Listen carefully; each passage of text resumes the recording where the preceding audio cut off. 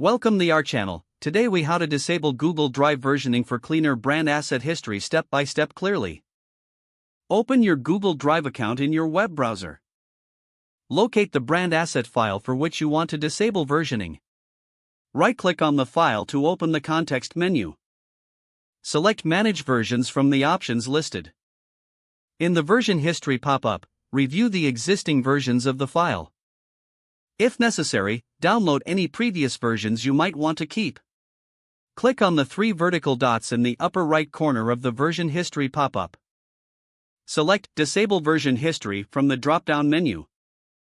Confirm your choice by clicking Yes on the confirmation prompt. Once the version history is disabled, close the version history pop-up. Your file will now have a cleaner version history. Repeat this process for any other brand asset files as needed.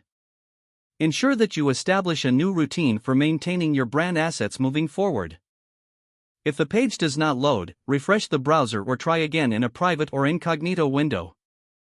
Make sure you are using the correct email address, then retype it carefully to avoid small typos. If your password is not accepted, use the reset option and create a new strong password you can remember.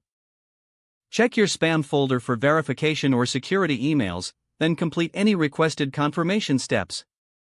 Enable two-factor authentication if available to improve account security and reduce unauthorized access risk. After signing in, review your profile details so your contact information and settings are accurate and current. If you see an error message, note it down and try again after restarting your device and internet connection. Log out when you finish, especially on shared devices, to keep your account and payment information secure. If the page does not load, refresh the browser or try again in a private or incognito window. Make sure you are using the correct email address, then retype it carefully to avoid small typos.